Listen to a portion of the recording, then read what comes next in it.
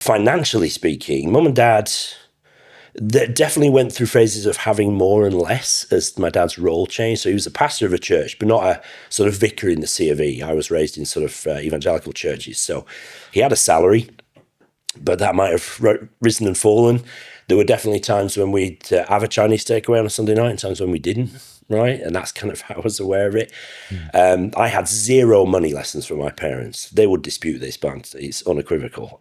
Money was a taboo subject in my house. I don't really know why. One day I'll ask my dad, but I probably won't get anywhere because he'll probably give me the same answer as he did my entire childhood, which was, that's none of your business, son. Okay. Right?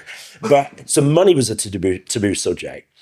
So they didn't teach me anything about it. My wife taught me more about money than anybody. She was extremely good with her financial controls. I was a financial train wreck when I left university, where she had a car and, you know, a positive bank balance, days before student loans, of course, right? So for me, it was about people and service and about putting your assets to good use, however you define that. Right, and I don't think you need religion for that to be the case. There's plenty of non-religious people who are incredibly selfless and giving. But I tend to quite often come back to the three uses of money, which is to spend on, you know, living well, whatever your definition of that is, to invest and save so you can spend it later, and to give it away. I don't really think there are any other uses of money than that. And of the three, giving is, I think, perhaps the highest calling of all, but it's the one that's the hardest. Yeah. But it's incredibly rewarding when it happens. So my mum and dad are not rich. My parents-in-law are sort of wealthier, but they're also very generous.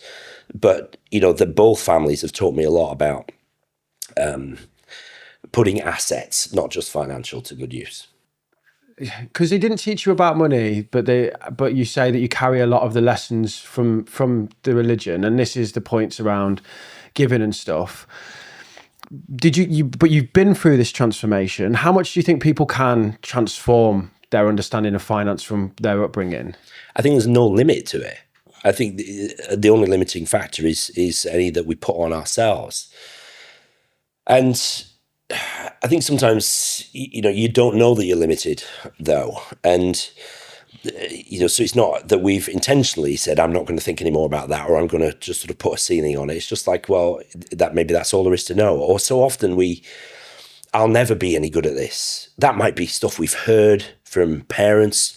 You know, there's so much damage can be done. People say that about money all the time. I am bad with money. That you hear that all the time, don't you? Yeah. I'm really bad with money. Yeah, and I hate that. It's like a limiting belief. Yeah, it is, but it's really powerful. It's almost certainly not true. Anybody can be good at this stuff, I think, unless there's real mitigating factors like disability or whatever, you know, cognitive impairment. But I think I absolutely believe that the basics, the roots of good financial management are actually very simple.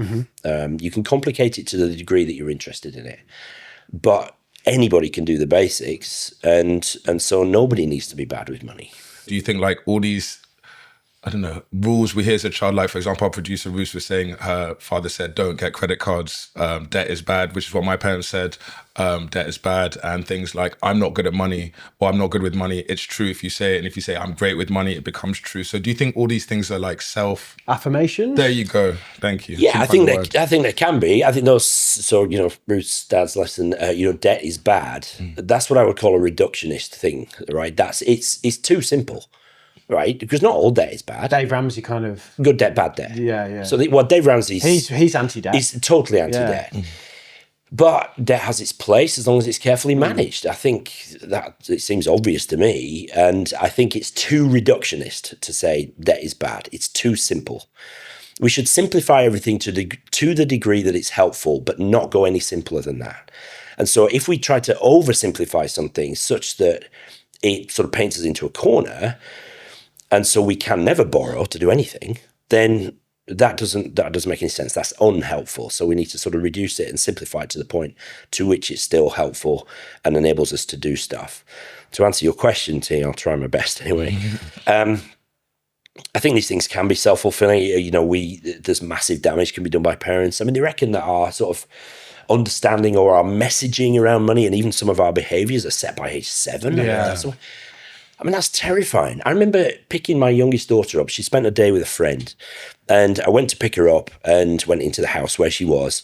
And on the inside of the letterbox was this sort of big flowery picture, which said something like, great things will come through here. You know, checks, cash, promises of a brighter future will come through here. Right? So it's sort of an affirmation thing. And I thought, what an interesting lesson that my daughter's friend was learning, that we kind of have to wait for stuff to come to us.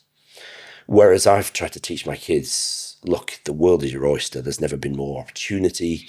It's tough out there. There's no doubt about that. But, you know, so much of what we achieve and gain is down to our own effort and skill and learning and making mistakes and all that sort of stuff, rather than just waiting for it to happen. So we need to be careful with that messaging. I think they can be overcome. But again, we're back to the sort of thing, we can develop ourselves. We can learn to think and act better. We just have to choose to do so. This is a clip from our chat with Pete Matthew, the godfather of this YouTube finance game. Also, Damien's dad. Pappy. Pappy. El Jefe. Click here for the full episode.